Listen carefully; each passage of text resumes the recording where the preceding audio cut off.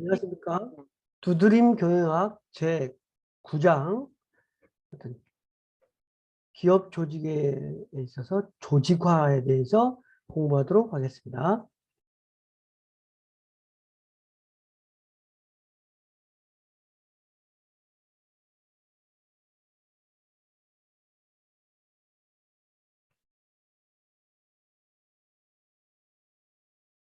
조직화를 공부하는데 기업이 조직화를 만드는 것이 중요한 이유와 조직 문화와 어떤 조직의 요즘의 최신 트렌드는 어떻게 변하는지 이 세 가지 순서로 이야기하겠습니다. 그러니까 기업에 있어서 기업을 효율적으로 운영하기 위해서는 이 조직화, 계획, 어떤 어, 계획, 조직, 조정, 통제 뭐 이러한 부분이 있다 그러면 조직화라는 단계가 있는데 조직화라는 부분은 조직을 만드는 건데 조직화를 만드는 것이 중요한 이유와 또 조직의 문화, 최신 트렌드 이런 관점에서 설명드리도록 하겠습니다.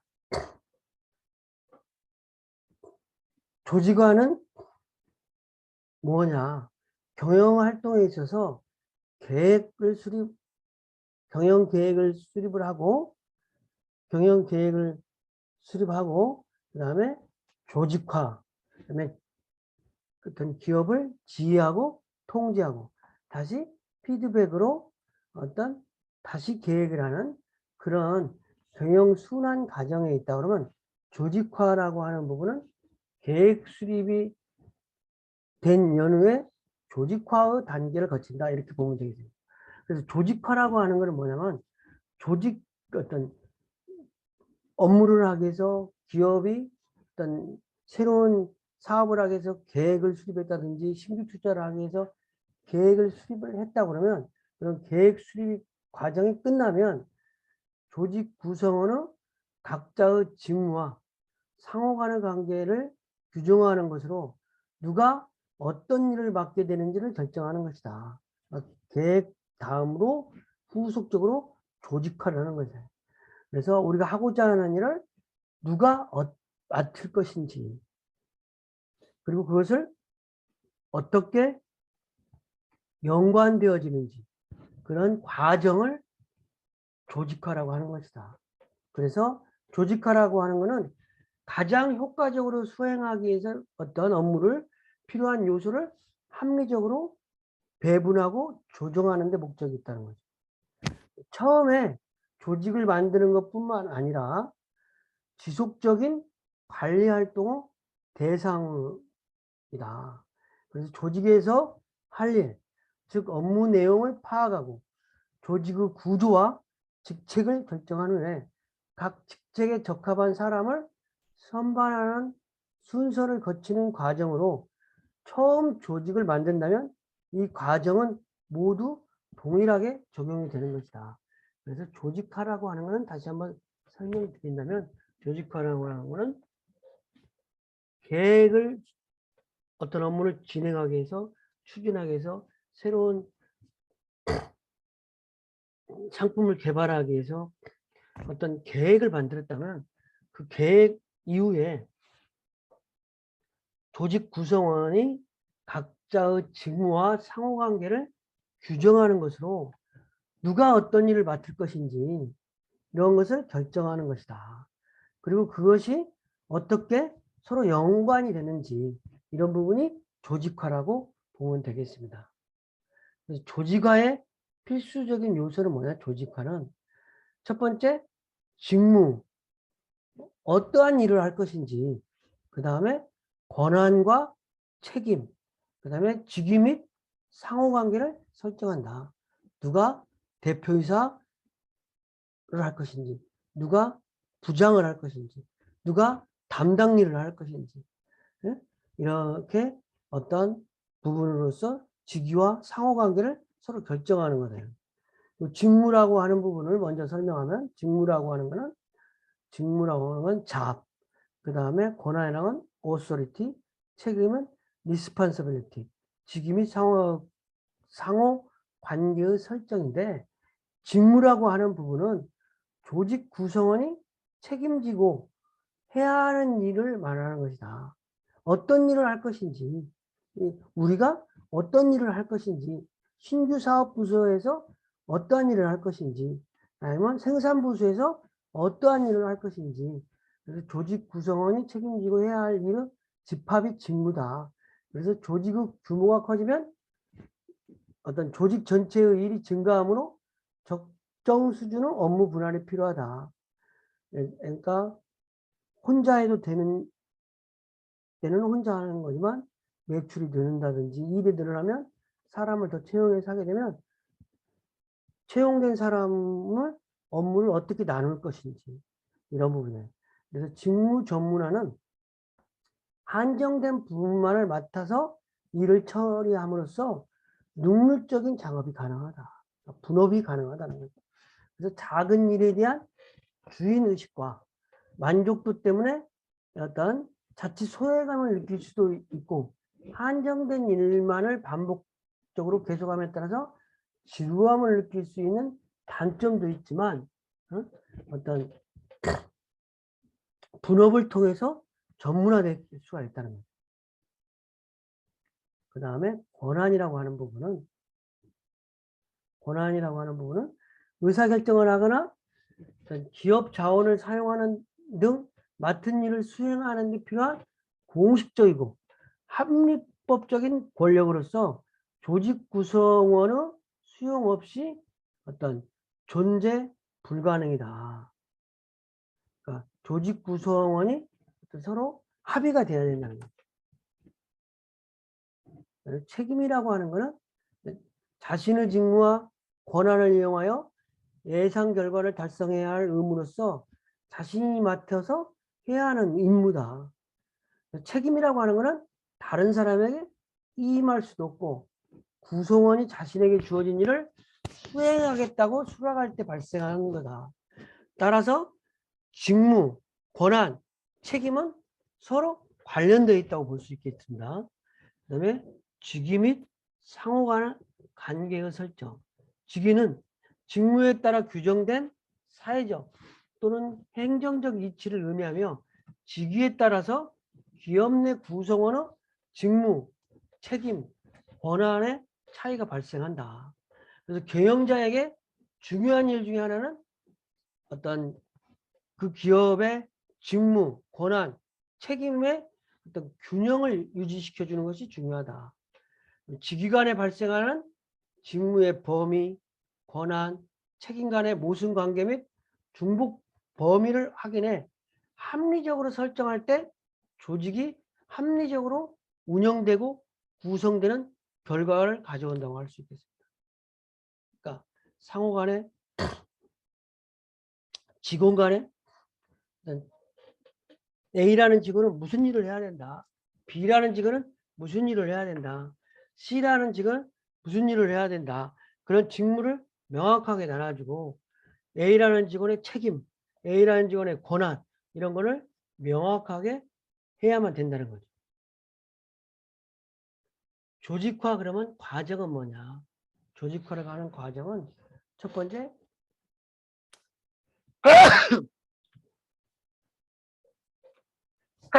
죄송합니다.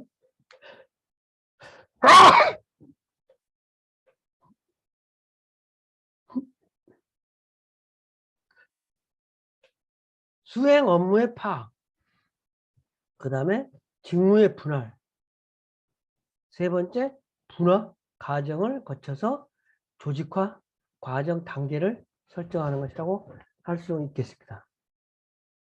수행 업무 파악은 뭐냐면 전체 업무에 대한 파악이 명확해야 어느 부서에서 일을 할지 효율적으로 역할 분담이 가능한 거예요. 그 다음에 그렇게 업무가 파악이 됐다 그러면 이거를 인사부에서 할 것이 총무부에서 할 것인지 어떤 조직 전체 업무를 부서나 개인 수준에서 합리적으로 업무를 나눠주는 거죠. 그런데 분할하고 하는 거는 조직 업무를 분할하면 이를 유사하거나 서로 관련 있는 것끼리 또 묶고 또 어떤 묶은 간의 관계를 설정한다. 그러니까 인사부에서 할 일, 총무부에서 할 일, 이런 거를 묶는다는 거예요. 그래서 이런 일은 인사부에서 하고 이러한 총무부에서 한다. 그다음에 전체 업무를 분화하는 과정에서 구성원 간 또는 부서 간의 목적과 업무 처리 방법 등에 있어서 차이가 발생할 수 있으므로 경영자는 조정을 통해서 이를 극복할 필요가 있다. 그래서 조직화의 과정은 먼저 수행 업무를 파악하고 1번. 두 번째, 직무를 분할하고 세 번째, 분화 과정을 통해서 조직화를 하는 것이다. 이렇게 설명드릴 수 있겠습니다. 조직화 과정으로서 어떤 여기 보면 분화, 이 분화의 구분. 어떻게 분화하느냐? 분화는 지휘계통, 개인이나 부서가 누구에게 업무 보고를 해야 되는가? 사장님 밑에 그 다음 누구고 그 다음 중간관리자고 그 다음 담당이다. 이런 거를 누가 윗사람인지를 지휘계통을 분명히 해야 된다. 그래서 지휘계통을 명확하게 하여 누가 누구에게 보고하는지를 다루는 것이 중요하고 그 다음에는 직권화 조직과 분권화 조직이 있다. 권한을 어느 계층에 집중할 것인지. 그래서 직권적 관리 조직은 상위 계층에서 모든 의사결정과 관리 통제가 집중되는 거가 있다. 분권적 관리 조직은 권한 이임 원칙에 따라서 상대적으로 하위 계층으로. 그러니까 서울 뭐 회사의 지역 조직이 있다면 전국 단위 조직에서 직권적으로 의사결정하는 것도 있지만 분권적 조직은 서울 일은 서울에서 알아서 하고 인천의 일은 인천에서 알아서 하고 대구 일은 대구에서 알아서 한다는 거예요. 그러면 직권적 관리 조직과 분권적 관리 조직의 장점과 단점을 이야기하면 직권적 관리 조직의 장점은 일관된 정책과 방침이 유지될 수 있다는 거죠. 그 대신 직권적 관리 조직의 단점은 경영자의 독재성이 강하면 밑에 사람들이 의견을 개진하지 않는다는 거예요. 사장님이 다 알아서 할 거니까. 그죠? 그래서 직권적 관리 조직은 강점은 일관된 정책과 방침이 유지가 되는데 단점은 경영자의 독재성이 강하면 하위 계층의 창의성 개발이 어려워진다. 이렇게 볼 수 있겠습니다. 네, 분권적 관리 조직은 그러니까 서울의 일은 서울에서 부산의 일은 부산에서 이렇게 각각 지역적으로 분권화된 지역에 알아서 하라. 그러한 어떤 조직은 의사결정이 신속하다는 거예요. 서울에 있는 뭐 지방에서 서울에 물어보지 않아도 된다는 거예요. 그리고 유능한 경영자 양성이 가능하다. 구성원들끼리 서로 자기네들이 집단적으로 의사결정하니까 사기가 진작될 수 있다. 대신 단점은 부서 간의 이해 대립이 유발할 가능성이 있다. 그래서 분화의 구분을 보면 관리의 폭과 범위를 보면 뭐 효율적이고 효과적으로 관리 가능한 부하 직원 수가 얼마냐 이런 부분의 관점에서 보면은 이렇게 관리자가 이렇게 직원 2명을 하는 그 다음에 관리자가 직원을 이렇게 5명 하는 거. 그래서 좁은 의미의 어떤 관리범위 폭이고 이거는 넓은 관리의 폭과 범위죠. 여기는 이 관리자가 2사람만 관리하면 되는데 이 관리자는 5사람을 관리해야 되잖아요. 그러다 보니까 여기는 또 긴 조직 구조는 이렇게 사다리가 많잖아요. 그 대신 납작한 관리 구조는 이렇게 수평적으로 넓다. 그래서 긴 구조는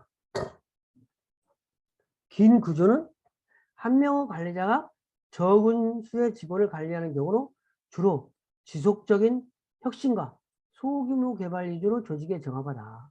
그러니까 이 사람은 이 두 사람만 관리하면 되는 거야. 그 다음에 또 이 사람은 또 이 두 사람만 관리하면 되는 거야. 근데 여기는 한 사람이 네 사람을 관리해야 되잖아.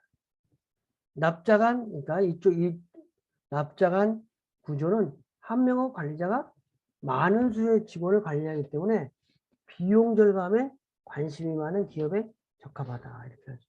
그래서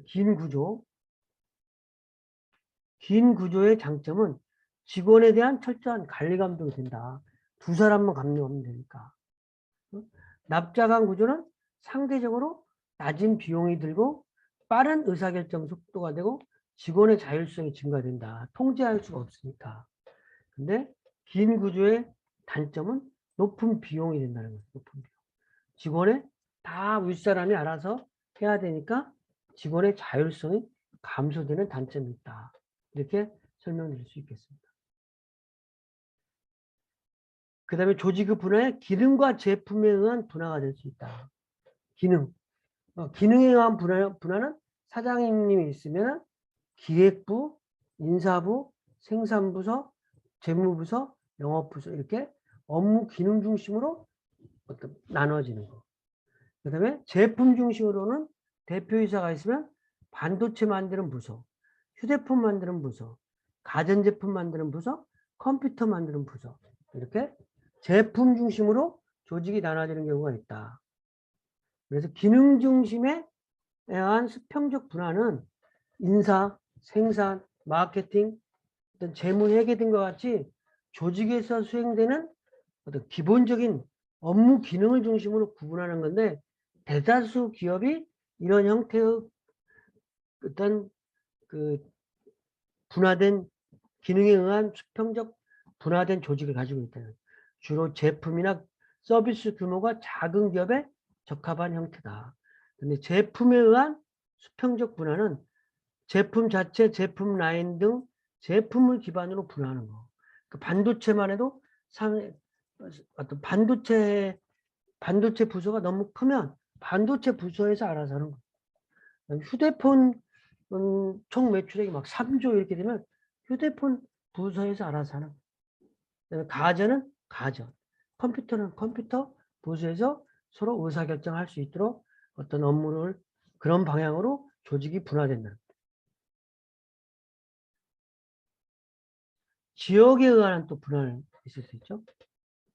사업부가 있으면 수도권, 영남본부, 호남본부, 충청본부. 그러니까 지리적 요소를 중심으로 조직을 분화하는 방법인데 지역본부를 중심으로 경기, 충청, 경사 이런 지역 중심으로 분화하는 거고 또 해외 지점이 있으면 이렇게 해외는 북미, 유럽, 아시아, 남미 이런 식으로 분화를 하는 것이라고 할 수 있겠습니다. 그리고 또 고객에 의한 분할도 되는 거죠.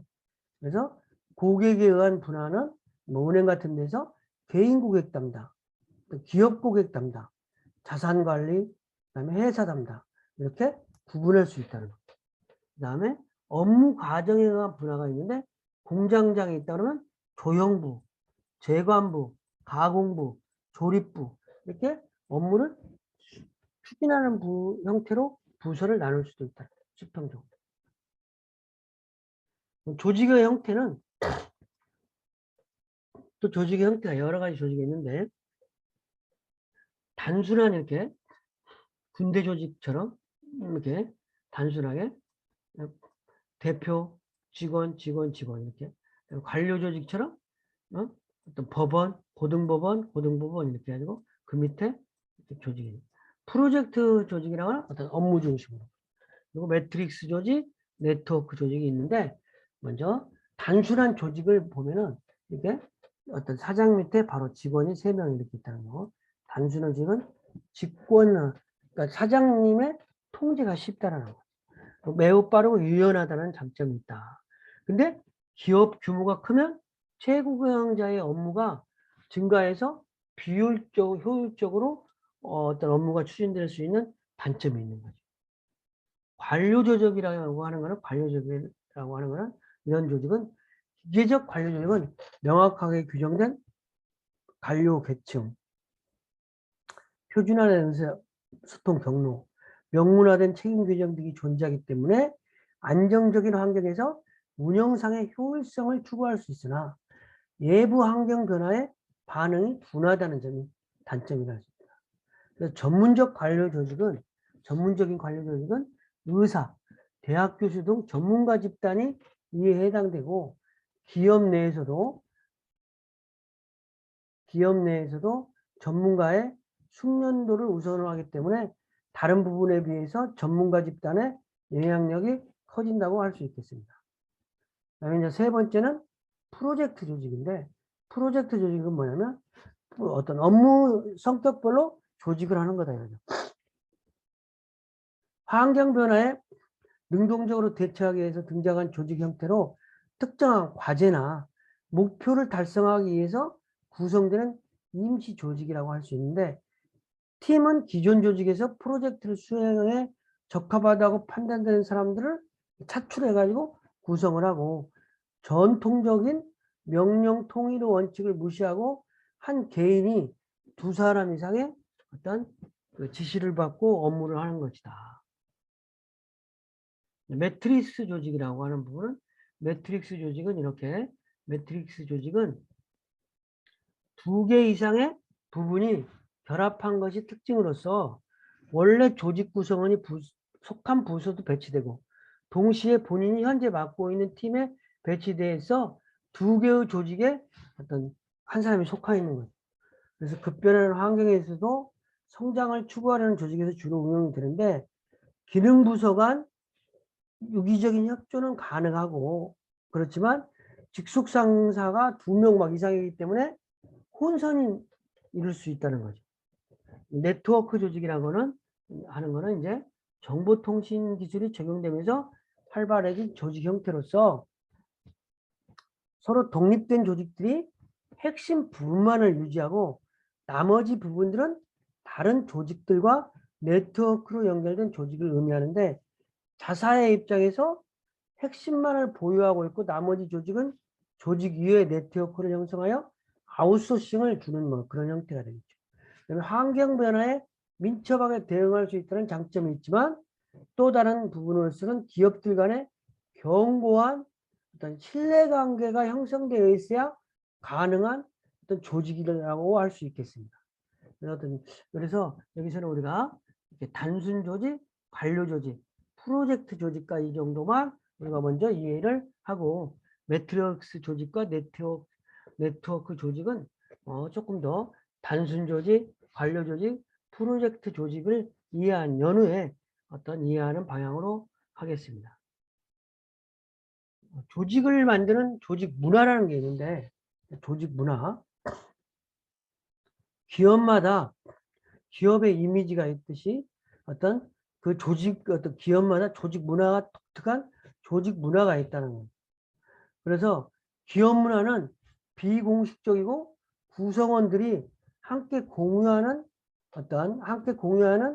신념과 가치체계이기 때문에 구성원들의 행동에 많은 영향을 미칠 수 있다는 거예요. 어떤 특정한 기업의 조직 문화는, 그래서 수많은 기업들이 성공과 실패를 경험하는데 그 안에 눈에 보이지 않는 조직 문화가 있다는 거죠. 그 조직 문화가 잘 되면 회사가 발전하는 거고, 조직 문화가 잘못되면 또 회사가 잘못될 수도 있다는 거죠. 그래서 애플이라든지 구글, 자포스와 같은 주요 기업의 성공에는 그들만이 가지고 있는 특별한 조직 문화가 있어서 또 성공한 사례가 있다는 거죠. 그래서 경쟁 환경의 변화에 따라 조직 문화는 달라질 수 있으며, 조직 문화 변화는 기업 발전을 가져오거나 또 이기의 요인이 될 수도 있다는 거죠.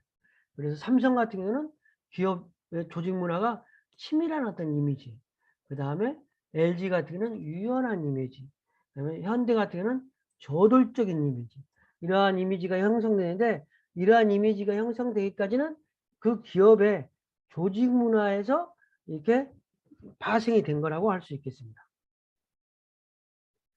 조직 문화의 역할은 뭐냐면, 강한 조직 문화는 조직과 구성원들을 자연스럽게 연결시키고 동일시하는 연결 다리 역할을 한다. 우리는 삼성 일원이다. 우리는 LG 사원이다. 이렇게 어떤 조직 구성을 자연스럽게 연결시킨다는 거죠. 그다음에 서로 간에 공유하는 가치와 신념이 높기 때문에 조직과 구성원들 간의 일체감이 상승될 수 있는 거죠. 그다음에 조직 문화를 통해서 구성원들 간의 조직에 대한 관심과 애착을 보이게 하여 헌신과 충성심을 또 이끌어낼 수 있고, 내부적으로 조직은 안정감을 보이며 대외적으로는 단결성, 업무 스타일 등의 독특한 이미지를 보일 수도 있는 거죠. 그러면서 바람직한 조직 문화라고 한다는 것은, 바람직한 조직 문화는 뭐냐면 고객을 최우선으로 하는 문화, 또 솔선수범을 강조하는 문화, 사람을 소중하게 여기는 문화, 조직을 위해 헌신하는 문화, 이러한 부분이 있다 그러면 그 회사가 발전하겠죠. 그래서 바람직한 조직 문화는 고객을 최우선으로 생각하는 문화, 솔선수범하는 강조하는 문화, 인적 자원을 소중하게 여기는, 사람을 소중하게 여기는 문화, 조직을 위해 헌신하는 문화, 이러한 문화가 있으면 그 기업이 건전한 조직 문화가 형성될 수 있기 때문에, 이러한 부분이 형성될 수 있도록 기업들은 많은 노력을 하고 있는 것이죠. 그래서 새로운 조직 문화의 트렌드는 어떻게 되냐. 세 번째, 조직 문화의 트렌드는, 그러니까 요즘에 최신의 기업 조직의 트렌드가 어떻게 되느냐, 이런 부분인데, 첫 번째는 짧아지는 명령체계다.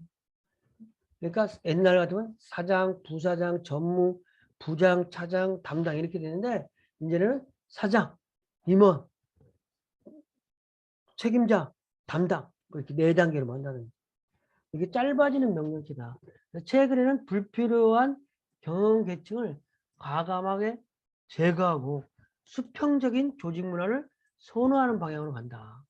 그 다음에 느슨해진 명령에 일어나, 명령의 상급자로서 자꾸 뭐 어떤 명령 계통이 너무나 명확하면 창의성이 안 나오니까 그런 부분이 조금 느슨화된다는. 명령 이론원의 원칙은 조직 구성원들이 오직 한 사람의 상급자로부터 지시를 받고 보고하는 방향으로 되기 때문에, 최근에는 한 명의 직원이 여러 상사의 지시를 받고 보고하고 조직 체계가 있으며, 이는 구성원 간의 관계를 개선시키고 특정 프로젝트를 수행하는데 효과적인 서로 팀워크를 발휘하게 해준다는 거죠. 그래서 점차 넓어지는 권한 이유는 뭐냐면, 권한임이라고 하면은 밑에 사람에게 어느 정도 책임감을 준다는 거죠. 권한임은 관리자의 권한을 나누는 것이 아니라 구성원에게 의사결정 능력을 부여하여 스스로 업무 처리를 할 수 있게 해주는 권한과 책임을 키우는 것이라고 할 수 있다. 그래서 최근에 조직 문화의 구성원들에게 스스로 의사결정을 할 수 있도록 권한임을 넓히고 있는 것이 추세다. 그 다음에 이제 마지막으로 스태프 부분의 감소.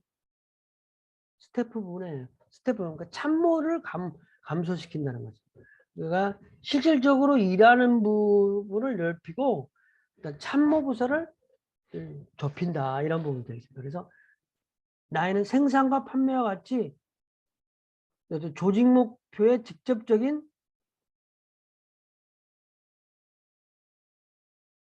책임을 지면서 하위 부분의 직무 수행의 권한을 수행하는 부분, 그러니까 생산부서, 뭐 인사부서, 총무부서, 이러한 부분을 이렇게 준다는 거죠. 스태프는 인사나 기획처럼 나인 부분을 조언하고 이런 부분은 어떤 감소시킨다는 거죠. 그래서 회사에서, 그러니까 옛날 같으면 인사부, 총무부, 기획부, 생산부, 마케팅부 뭐 이렇게 있다 그러면, 이제는 어떤 스태프적인 인사기획 총무부서하고 생산 1부, 생산 2부 뭐 이런 식으로 일단 실질적으로 어떤 생산성을 높이는 부분으로 방향이 바뀌어진다는 거예요. 그래서 조직 트렌드는 짧아지는 명령 체계, 느슨해지는 명령의 일원화, 점차 넓어지는 고난이, 스태프 부분의 감소, 이렇게 이야기할 수 있겠습니다. 그래서 이 시간에는 세 가지를 이야기를 했는데, 첫 번째, 조직화를 만드는 이유, 그다음에 조직의 문화, 조직의 트렌드, 이 세 가지를 이야기했습니다. 그래서 이상 강의를 마치겠습니다. 감사합니다.